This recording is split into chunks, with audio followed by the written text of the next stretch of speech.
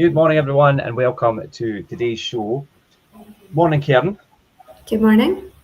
Today we're going to talk about tenancy deposits, and in particular, we're going to do tenancy deposits 101 basically, and talk about landlord protection and that ultimately peace of mind with deposits, because I think really one of all the possible ways that landlords could make mistakes. Tenancy deposits is right up there at the top of the list, Kerin. I mean, I'm sure you'll agree with. We continually deal with deposit issues, and it's really good now we've got the deposit scheme and things, and we'll cover all that, but they are still something that crops up quite a lot.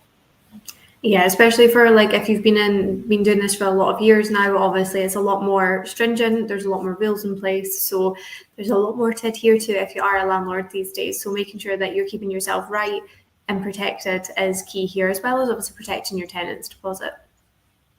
Yeah, and there's a lot of elements like, forgetfulness, sometimes that lack of understanding, and we're going to try and cover as much of the information this morning as we can.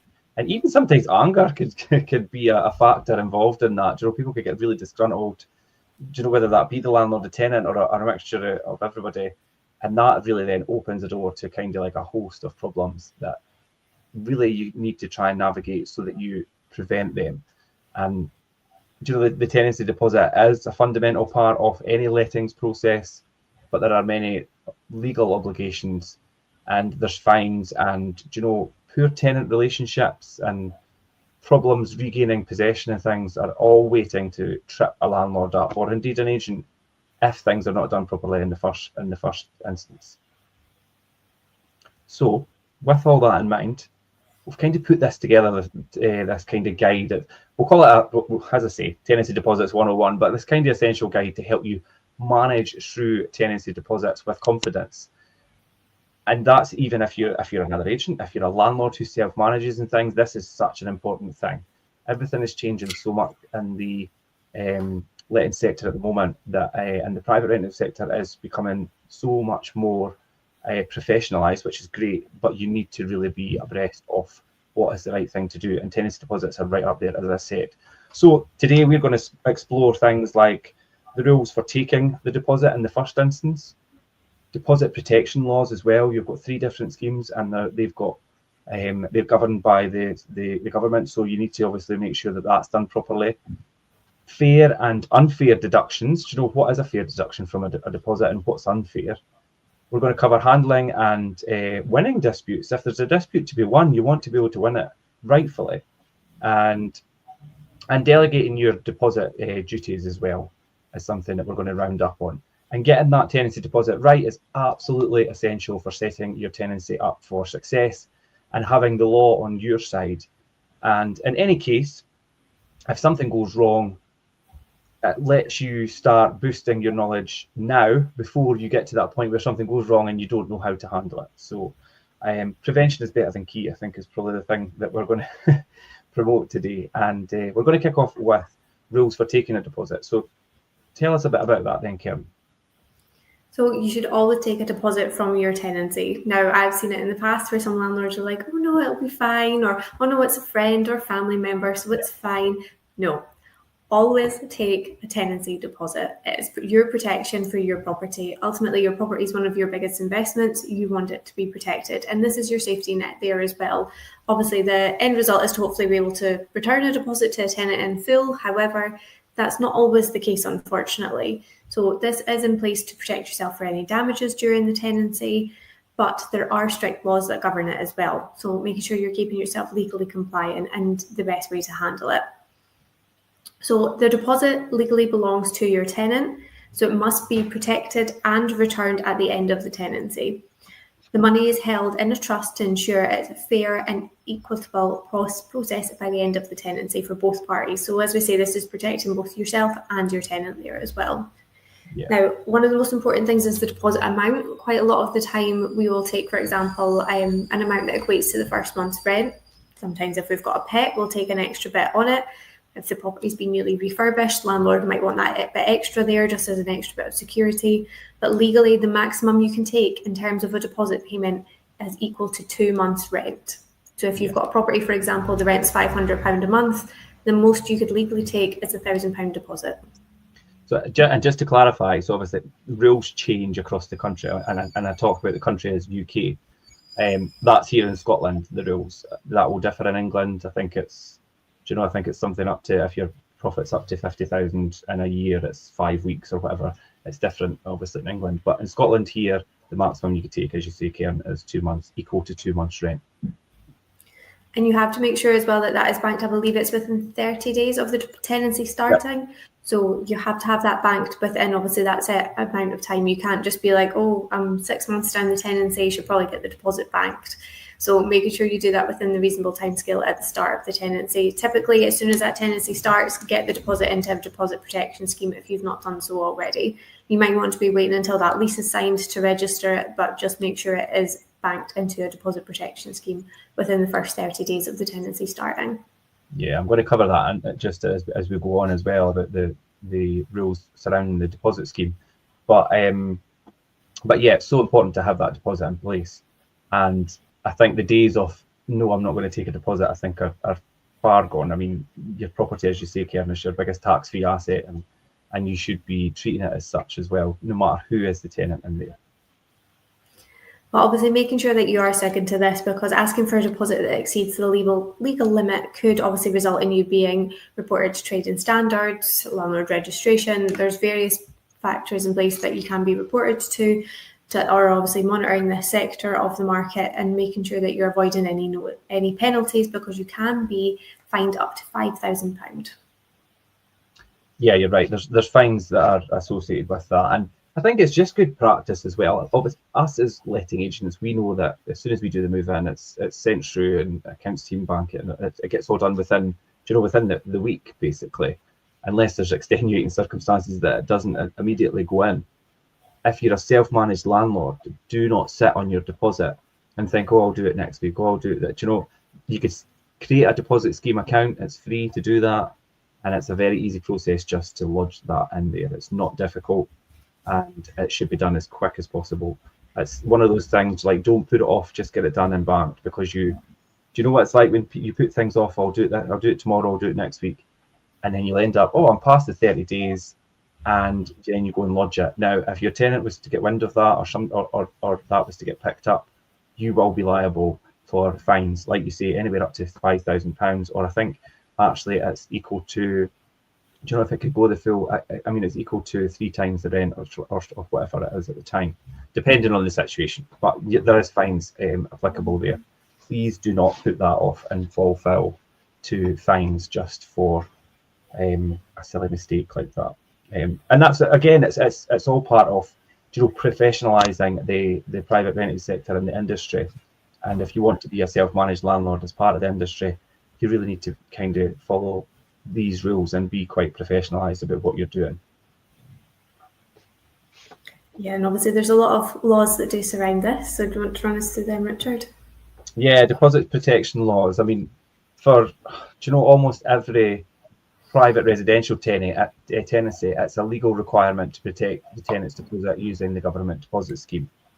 And like you said, Kerin, within the 30 days of receiving it, that money, you need to bank that. Now, depending on where you are in and your rental property is in the UK, you have to follow, different choices of tenancy protection options. So for properties in England and Wales, you can use Deposit Protection Service, which is DPS, My Deposits, and the Tenancy Deposit Scheme, which is TDS. So these are in England and in Wales. In Scotland, you can choose from My Deposit Scotland, Safe Deposit Scotland, and Letting Protection Services Scotland. Okay, we use Safe Deposit Scotland, have done right from the very start, and always had quite a good relationship. And they actually even done on-site training with us, Kerin, as well, just on how to properly handle deposits and that whole process. So they've been really great, and we've got a point of contact there who's been brilliant throughout the whole process of using them as a deposit protection agency. You can choose either the free custodial option, where you pay the deposit to your chosen scheme, or the insurance backed up option. There is 2 different options there, where you retain the deposit but pay a fee to insure it as well. So there's different options there. Depending on what deposit scheme you use, they will explain the different options to you when you're setting up your account. And then I think after, what you need to think about after protecting that deposit, within the same 30-day time frame, you must also share the details of the scheme with the tenant. So with Safe Deposit Scotland, we get what's called is it a DAN number, Kerin? Mm-hmm. It's a reference code which begins DEN. It's called a DAN number, and that's unique to that deposit and that tenancy. And there's information that needs to get relayed to the tenant. And I think Safe Deposits are quite good. They actually make contact with the tenant as well. But just to make sure everybody's in the know of what the information about where it's lodged and how to access that information. So yeah, you would typically put that in your tenancy agreement. So obviously ours contains that the deposit will be banked in Safe Deposit Scotland. It's also reiterated to the tenants at the move-in that this is where it will be, to look out from the email, and then Safe Deposit Scotland will contact them directly to set up their account, and they will need that for the end of their tenancy. Yes, and also making it clear to them the process of how they actually reclaim their deposit at the end of the tenancy, how that works. Do you know, if we're going to do an exit inspection, it's like, okay, this is what you need to do in terms of both sides, both parties, in terms of the agent or the landlord, and then the tenant both have to action at both ends to make sure that the tenancy's deposit is processed and paid back out accordingly. As we said, not lodging the deposit or protecting it carries a fine.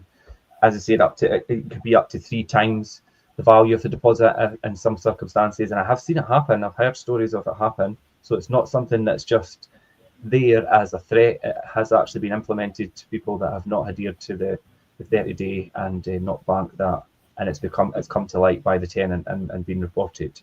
And you could also jeopardise getting the property back by, invalidating your notice that you serve as well. So if you've served a notice on a property, on a tenancy to regain possession of the property, and you haven't banked the deposit, that could put a spanner in the works for your notice period. And if you're needing to sell or you're needing to move back in and things, that could then really cause a lot of problems.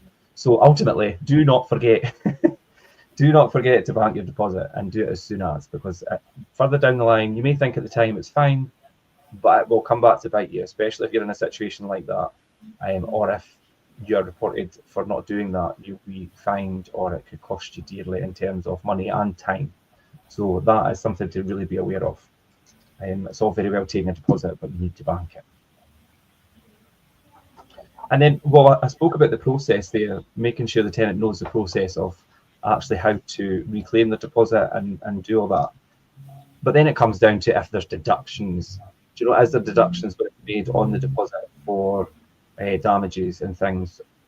So this is where our training from Safe Deposit Scotland come in really handy, because it gave us a better understanding of what we had to look for at the terms of at the end of a tenancy, which is, right, okay, that can be charged for because it's damage or whatever, or whether something's just wear and tear.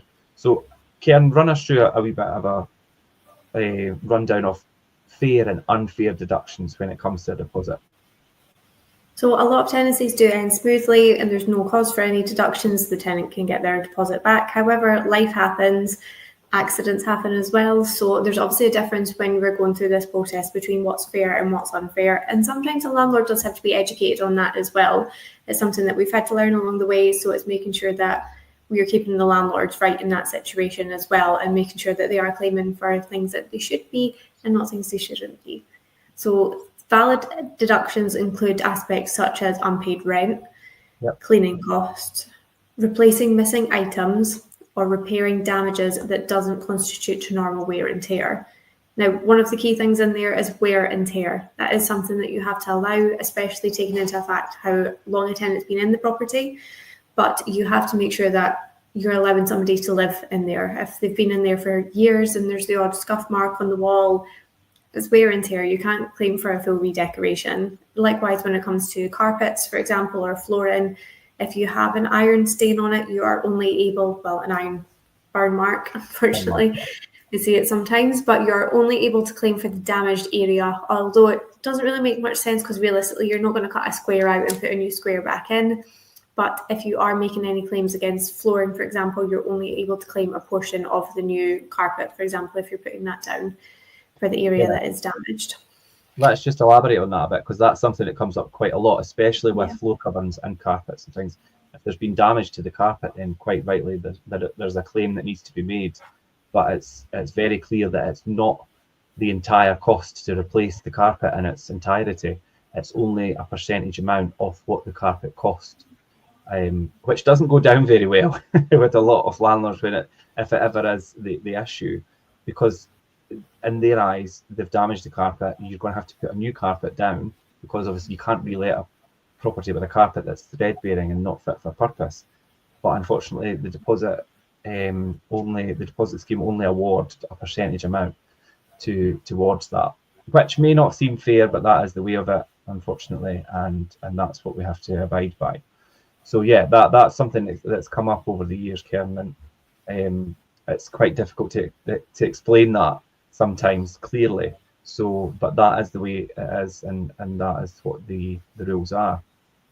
You said there about obviously wear and tear, and I think it's really something that you need to make clear as well. Do you know, if you've got a family, say of 4 or 5, and they're living in a property and they've been there 4 years, 5 years, you're going to have wear and tear. Do you know that you're going to have some scuff marks on the walls and whatever? These have to be allowed for. Whereas if you've got a person on their own or a couple in a property and they've been there for 9 months, and you're going in and there's scuff marks on walls and things, and it's just all been freshly painted, that then I think constitutes damage. Do you know, but there could be an argument there, do you know, but then that's where the adjudication process with the deposit scheme comes into play, and they make that decision based on the information provided, and that's your inventory, and then your exit inspection, the length of the tenancy, who's been living in it. They'll take all these factors into consideration and decide whether it actually is wear or tear or damage. We've had some weird and wonderful requests for claims over the years, Kerin. I mean, we won't go into them. But yeah, there's just been some really weird and wonderful ones. But yeah, that's for another time, I suppose. But anyway, on you go. As you say, to justify a deduction, you must have clear evidence to do so. So again, that comes back to having an inventory from the first place. You'll have to supply a copy of the tenancy agreement, and that's just the backbone of it. Obviously, your evidence needs to be in terms of the property condition at the start of the tenancy, together with estimates, invoices, or receipts for the cost being claimed. So you have to have some sort of paper trail, effectively, to constitute your claim. You can't just say, I'm claiming £100 for cleaning. Well, are you getting a cleaner in to do it? Is there cleaning products involved? How much time is going to be involved? You have to have the invoices to support this. Even if it is that you're doing it yourself, you need to be providing an invoice as to like your hourly charge, the cost of the materials that you've used. And you cannot just make these things up, I'm afraid. You do have to have the material to support it. Some landlords do come back and say, look, well, I'm going to go in and clean it and do this and that, but can I claim for that? Yes, of course you can, but you need to break down how long did it take you, what's the hourly rate. Do you know, like you say, if there's other things involved, like certain cleaning products or carpet cleaners and things like that, if you're hiring carpet cleaners and things, this all needs to be included. Yeah. And another thing is you can't charge for improvements. For example, if you upgrade a carpet because of a burn mark, your claim must reflect factors such as age, life expectancy, and like-for-like replacement costs. If you have something in the property that's broken, if you've got a basic plug socket, we'll say, and you're then upgrading it to a USB one, nice chrome-looking one, that's technically still a bit of an improvement. So you only can replace as like-for-like from the start of the tenancy. Yeah, definitely. Yeah, it's betterment, as I would class it, betterment, because you're enhancing something from its original. But finally, whatever the amount of deduction you're claiming, you must return any undisputed amounts to your tenant within 10 days of the tenancy ending. So you do have within those 10 days to obviously be able to have a look at the property, get some quotes together, and decide if you're making that claim or if it's been returned to the tenant. Yeah, I mean, there is timescales and things to work between. And, do you know, sometimes after the adjudication process, I mean, we've had a couple over the years that there isn't agreement on what is what, and adjudication can sometimes be a bit lengthy, depending on how much it gets batted back and forward. An understatement. Yeah, so it's quite good to, do you know, as the agent as well, sometimes, although you have the adjudication process in play with Safe Deposit Scotland, you also have that position between the landlord and the tenant or the previous tenant. And sometimes it's good to jump in and try and just mediate a wee bit and push it so that one accepts the reasoning from the other, or vice versa, or there's a mutual kind of agreement to bring it to an end, because it could kind of snowball and keep going on. But on the whole, the adjudication process with the deposit scheme tend to handle it quite well. But then I did talk about inventories, and I'm going to elaborate on that a wee bit as well, because we're going to talk about handling a winning dispute. Do you know, ultimately, if your property has been damaged, or there's something to be made a claim against, then by quite rightly so, you should win your dispute. But if you don't have all the right information, you won't win that dispute. And it's quite clear cut if you don't have certain things in place. Do you know, when winning a dispute, it begins with handing over a property, do you know, in a condition that you would want it to be handed back in, or relatively the same way you want it handed back in, and preparing that detailed inventory or condition report, however you want to refer to it, signed by the tenant and supported with pictures and descriptions, and you could also include videos and these 360 images and things as well are quite good. I think they're included in our inventory. Does our inventory clip does the 360? Yeah, they have some at the start. It gives you a 360 view of the room. Yeah, which is quite good, and that gives you a better perspective of what's actually being handed over to the tenant, and the tenant signing an agreement to that. Do you know, from our experience, it usually results in, do you know, swift resolutions without a lot of argument and back and forward. However, here's what to do if you reach if you can't really reach that agreement, and we have been there in the past. No matter how much information and things you've got, sometimes it still remains in dispute, and it can be quite lengthy. And I think your first port of call is to use, you know, free and impartial dispute resolution services provided by whatever tenancy deposit scheme that you use. They do have dispute resolution services available there. But that's when I was saying it's quite good if you're a proactive agent and you think, do you know what, I could intervene here and maybe resolve this and get some kind of mutual ground where it'll allow us all to move on, then try that. If obviously that then exceeds your expertise, they do have resolution services available through the dispute, the tenancy deposit scheme. And then you start by submitting a formal proposal to the tenancy deposit scheme, of course, and stating the amount you wish to deduct and providing all that evidence with that. And you need to break it down quite methodically and quite meticulously as well. I know you've done this quite a lot over the years, Kerin, where you have to obviously allocate amounts to certain things on the deposit screen. I mean, go and quickly just run us through what that is in terms of what's all the different sections that are on there. So there's various different ones. Off the top of my head, you have obviously arrears, damages, cleaning, gardening. You do get a section for other as well. So if there's something that doesn't fall within the typical categories that are presented, you can detail that separately as well. So they're kind of your main categories there for it.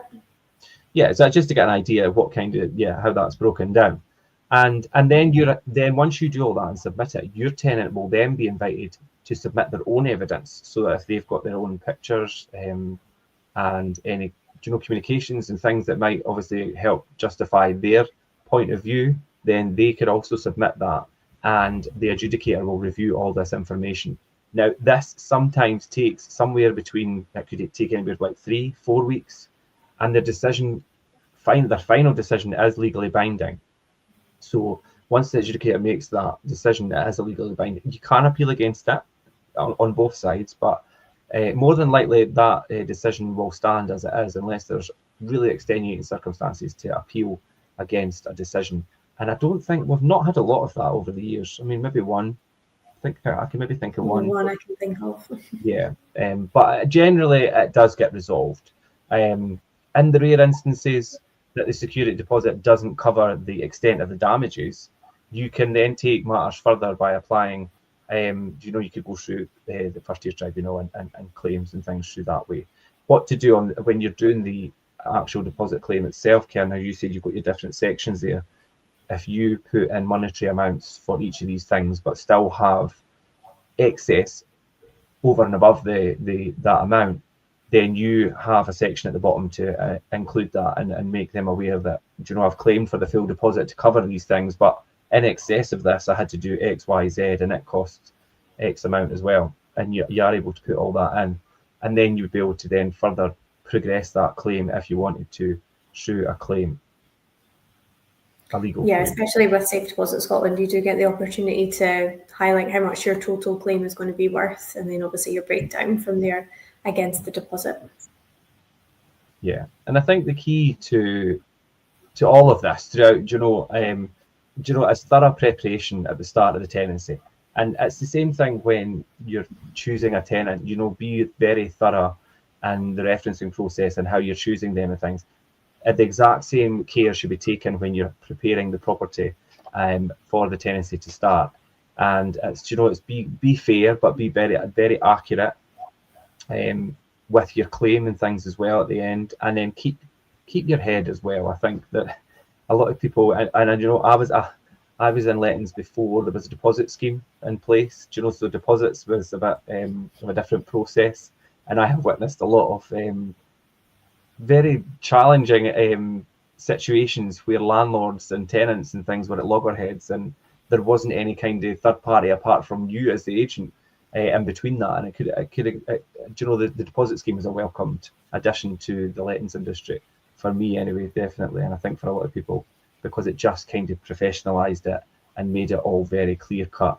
And having that third party and involvement as the government deposit scheme making the decisions, rather than it be on the head of the landlord or the agent, made it a lot more better, a better situation to be part of. And don't ever, when you're doing a claim, this is something that we've found maybe sometimes could be an issue, and we have to kind of recalibrate people's expectations, but never ever exaggerate on a claim. Be very fair, be very clear, and be very transparent about what you are claiming for. No matter how upset or things maybe you can get as a landlord at the end of a tenancy if things have not went the way they should have, or things have not been, the property's not been handed back the way it should have, always keep your cool and don't try and exaggerate on claims and things, because it will go against you and your claim process, because you're then seen to not being fair and untruthful, to be honest, and that does not bode well in any situation. So very, very, very important to keep a cool, calm and collective approach when dealing with deposit disputes. Yeah, it can be quite a frustrating process, and it can be quite a lengthy process as well. So you have to have your patience there when it comes to dealing with deposit disputes. Patience is the key, and it's something. It's like with everything. I think if things get to a point, just take that step back and think, right, let's think about this methodically here to try and resolve the process, and it will resolve the process a lot quicker than it would with a hot-headed approach, basically. Yeah, that's the thing. It's a case of keeping to the facts, being concise, being clear, demonstrating that the property is maybe not being returned to the condition it was presented in, and also showing financial loss. I think they're your two kind of main objectives that you're trying to demonstrate if you are claiming against the deposit there. So yeah, being clear and concise. Yeah, very, very important. So deposit duties and delegating them, run through them so we could round up on deposit duties and things, Kerin. Take us through them. Yeah, so managing a tenancy deposit requires time. It's a big one. Attention to detail and a thorough understanding of the ever-evolving laws. So obviously, as we've demonstrated, and even the years that we've been doing it, things have changed a lot even in that time. So if you're self-managing, you've maybe got one property, two, you're not going to be doing this regularly. We can be dealing with this on a weekly basis, so we're keeping up to date with it. But obviously, it can be a lot harder for landlords, and it can be a significant burden as well, whether you own one property, multiple properties. It's a lot to undertake, even for just the deposit side of it, might as well everything else that goes into being a landlord. Yeah. So if you're currently doing everything yourself, perhaps it's time to lighten the load. As a managing agent, we can take on the full responsibility of handling your tenancy deposits. So every time you go through a tenancy changeover, everything is done on time and in the correct manner. Yeah, that's what I was just saying when we're talking about lodging the deposit. We've got a system in process where it's done within like the week of them moving in, because obviously we pass it on, and we've got specific people who deal with that and within our company that do that in a specific time scale, and it's ticked off and it's done. It's so easy to let things get away from you, especially if you're self-managing. Without the the start and the end of the tenancy are both such key points for this as well, obviously, if you're not doing it right in the first place, and then obviously your exit inspection at the end. However, if you've gone to a managing agent, obviously, like for ourselves, we create detailed and watertight inventories, protect the deposit, and provide your tenant with the prescribed information of the chosen scheme. So again, all the boxes are ticked, everything's kept right, everything's kept legal, and that's the main thing for it. Yeah. We'll also liaise directly with your tenant at the end of the tenancy to handle any deposit discussions. We submit any necessary claims and in time for an adjudicator to be able to assess the situation for it. So again, your claim's going to be a strong point there. The last one I did, it fried my brain. So and again, we deal with these regularly, but it's a lot, especially if you've got something that's maybe, it's different if you've just got like maybe a little clean that's needing done, fair enough, then we can obviously just action that quite simply. However, if you're maybe got a larger claim that you're going for the full deposit and there's various different categories there that are needing claimed against, damages, cleaning, redecoration, if there's different aspects, and the way that's broken down as well, you have to analyse each of those different categories as a separate claim effectively. So you need to have the evidence for them all, you have to have the inventory for them all, you have to have the exit inspection, the photos to go along with that, you have to actually give an explanation for it as well. So there's a lot that does go into it.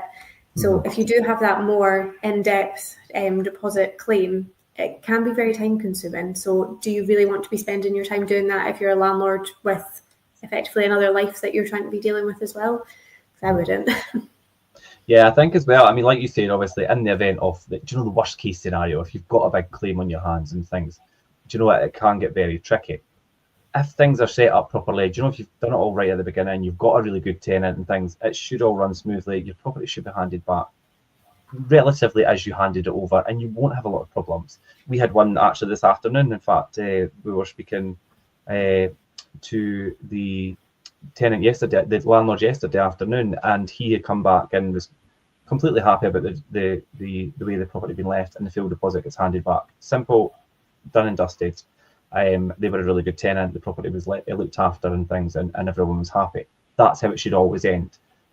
But you have to be prepared for, you know, when it doesn't go like that, and it can happen. And with the best will in the world, whether you do all your due diligence and things might not go just as planned. And if you get to that point, you want to be prepared. And that's the thing, you can have had a great tenant in, but things don't always go to plan, and they can get quite disgruntled if there is a claim being made against their deposit. And ultimately, we want to give everyone their deposit back. We want the property handed back as it should be, because it's just extra work for us to have to deal with to then get it turned around. So we don't want to be in that situation. We want it to be all nice and smooth. But unfortunately, as you say, it doesn't always go that way. But by entrusting your deposit to your local property management expert team, you can free up your mind and time knowing that your legal obligations are met at every stage and your investment is protected, because ultimately that's the key there, is making sure your property is being given back as it should be. Yeah, definitely. And I think, do you know, the main thing here is don't leave your deposits to chance, I think, is what the message we're trying to get across here. We've helped, do you know, countless landlords get their deposits back, and quite rightfully, their tenancy deposits right, and then, do you know what, right from the very start, we've also made sure that any mistakes that they've made with some landlords that we've brought on, do you know, we've brought on landlords that have got tenancies running, and do you know, it's such a bit of a mess, and we've helped sort that out. And it really gives people that peace of mind, and helps protect ultimately their investment. So, and that is the most important thing, I think, the tenant's welfare and your investment. These are the two things that you're trying to balance and make sure everyone's happy. And if anybody's unsure about any aspect of the tenancy deposits and the scheme and how the whole process works, or you'd like to maybe free up your mind and your time, as you say, Kerin, with the whole management and looking after deposits and your property in its entirety, then feel free to jump on the comments or come to us direct. I think my email address is in the post attached in the blog, so feel free to drop me an email if you've got any questions about the deposit scheme or anything that we talk about on the shows. I'm always happy to have a chat, and indeed so is Kerin if you want to reach out. But yeah, that was Tenancy Deposits 101. And we go through it in that aspect, but do you know there's quite a lot of information in there and quite a lot to take into consideration. And if you're self-managing and you're really unsure about any of that, please get yourself up to date with how things should be done properly, or speak to someone who can advise you on that, or indeed have an agent do it for you. Which I think with a lot of the changes in the private sector and letting in Scotland and indeed across the country, as I say, it's professionalising the industry, but you really need to have the right people dealing with things for you. Very much so. There's a lot that can go wrong if you don't know what you're doing. Whereas if you do, it's nice and smooth sailing, hopefully. So making sure you've got the right person looking after your portfolio is key there. Yeah, and I think like you hit the nail on the head there. If you're an investor and you're building a portfolio and things, you don't want to be involved in the day-to-day and doing all that. Get someone to do it for you is my best advice. But if you want to self-manage, just make sure you've got the right people advising you and the right information. Make sure you know the law and you're following it. Yeah, that's great, Kerin. Thanks so much for joining today and your input on Tenancy Deposits 101. Hopefully that's helped everyone and given them some more information. The blog with everything that we covered today is attached to this post. Feel free to read that. You could also jump into the podcast or rewatch this show on our YouTube channel at any time, and feel free to reach out to myself or Kerin if you have any questions. Yeah, we're happy to help. Great. I'll leave it there this morning, Kerin. Thanks for joining me, and thanks everyone for watching. No problem. Have a good weekend.